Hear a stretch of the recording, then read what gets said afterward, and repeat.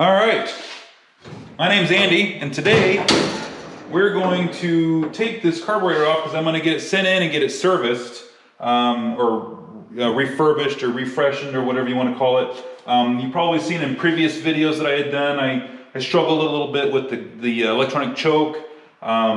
This thing's pretty dirty. I bet I could take it apart and just clean it. That'd probably help out a lot, but I'm noticing that there's some worn parts and stuff that's getting kind of old and aged a little bit, so I'm going to send it in and get it refurbished. But before we do that, we got to take it off. So let's get started.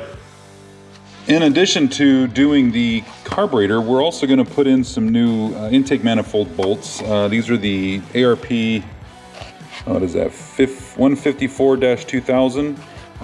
And the reason why is on my intake manifold, there's one bolt missing, and there's one or two bolts that are a different style than the rest of them. So I couldn't find just a couple of bolts of the stock style. So I figured I'll just get new ones and we'll put these in, and this should be good. I'm also going to put in, these are the valve cover bolts, again 100-7508. And the reason why is I've got like an Allen head screw in there, because the ones that I had purchased before don't fit. They weren't long enough. So I'm hoping these will fit. So while we're doing all this stuff, I take all that apart. We'll just throw these two new sets of bolts in while we pull that carb off. So let's get started.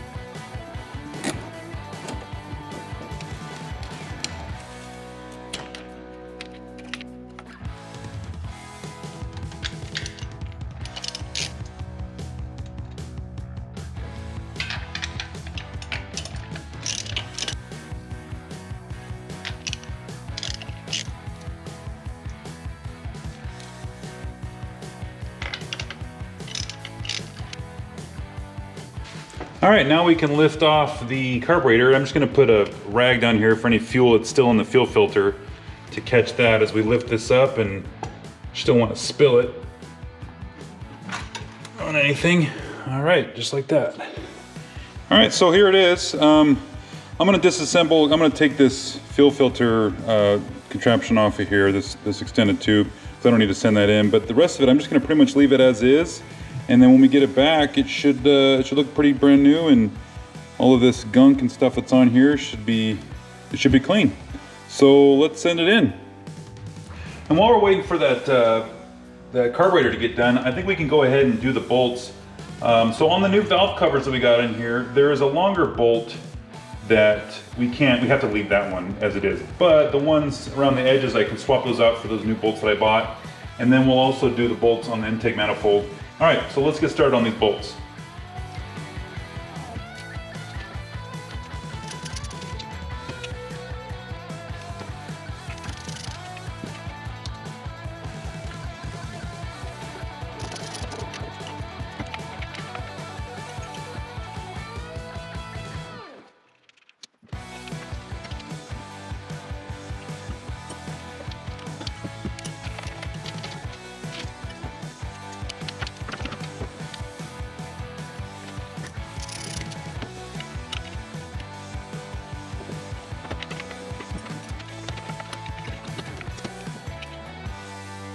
Now that we got all those valve cover bolts in, I think that looks pretty good. It just cleaned it up a little bit, didn't look so handmade with those socket head screws. So now we're going to go through and do the bolts for the intake manifold, and then see how that comes out.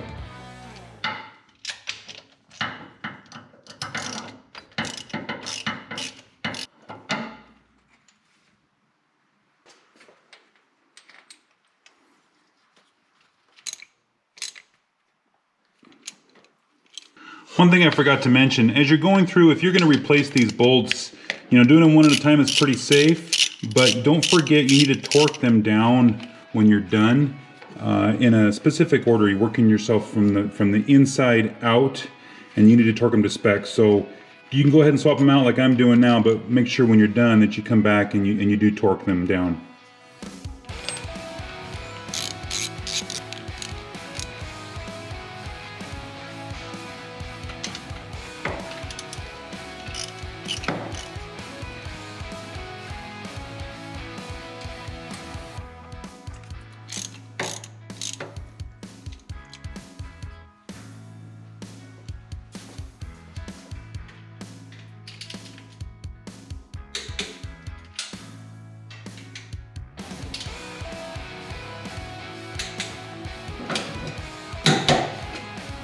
All right, so let's torque down. What you want to do, book says, actually I was a little bit wrong. You don't start in the middle. There's actually a number sequence. Let me show you. So in the book here, it shows you the numbering sequence that you're supposed to do these in. Actually, if you're looking at the motor, you're actually looking at it this way because you're standing in front of it. So starting with number 1, 2, 3, you work your way through it. You do 13 to 15 foot-pounds initially, and then you go back and do 23 to 25 foot-pounds after that. And that way that's torqued down, and in the correct sequence, correct torque specs, you're good to go. I find out why I'm missing that bolt. It's broken down inside there. I'm not gonna get, it is down at the bottom. I mean, I can't even like put a tap or, you know, try to get one of those extractors. I don't even think it'll work. It looks pretty corroded down there. And so when I rebuild this motor, maybe I'll take a look at it then and pull that out. But for now, we got those in, we got the valve covers in, the valve cover bolts in. So really, we're just gotta wait until we get done with that carburetor, and then we'll put that back on.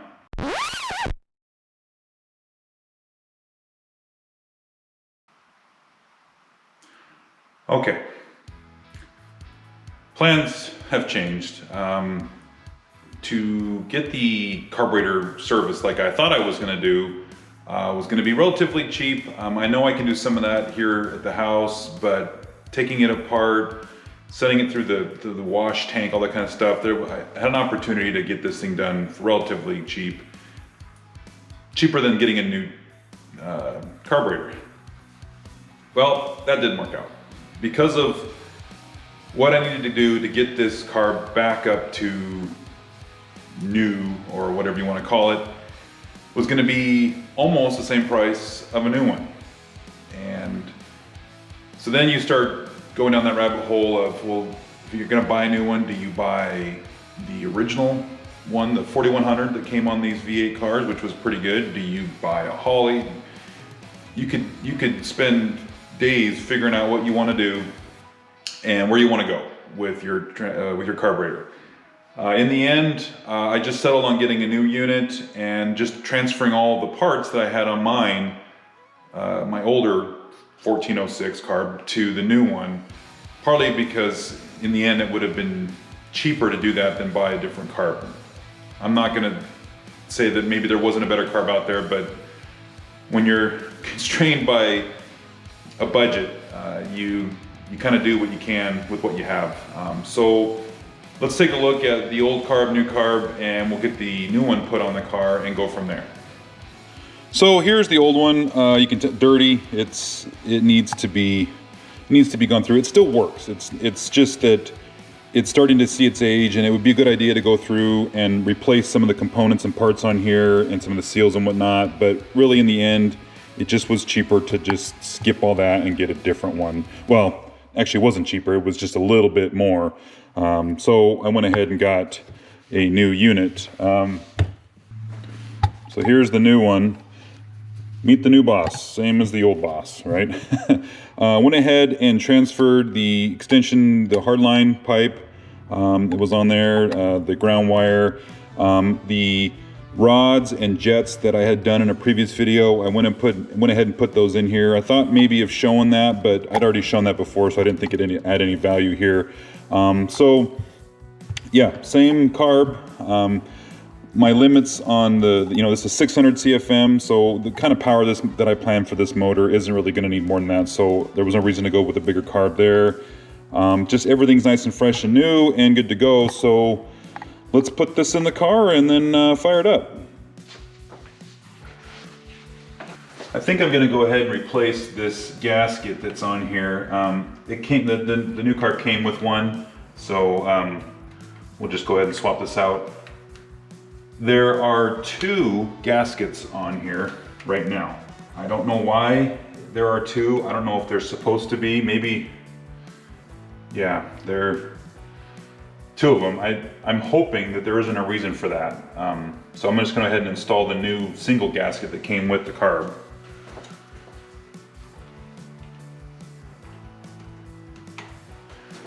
And I went ahead and left this loose just for now, just so that as I position this in here, it's not forcing anything or making anything difficult to hook up, and then I can go back and I can tighten that bolt up.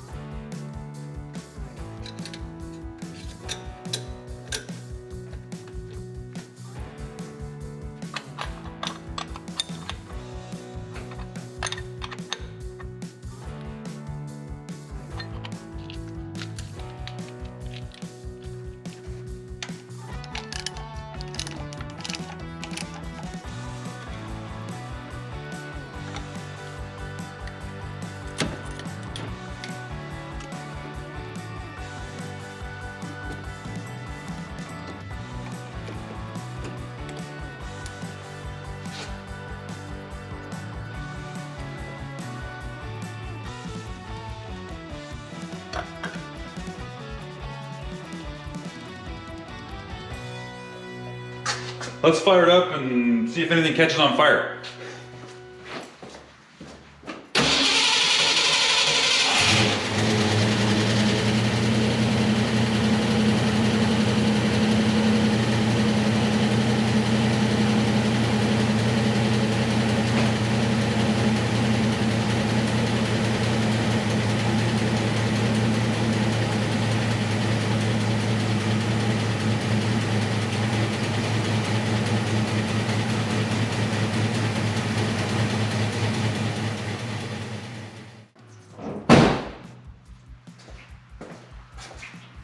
Okay, well, I still have some work to do with the idle mixture screws and the fast idle and all that stuff, and then just in the choke here. It's still cold in the mornings, but I can take care of all that. It's nice to hear it fired up, really more or less on the first try, and I had to get some fuel through the system, but once we got fuel in there, she went, so that's good.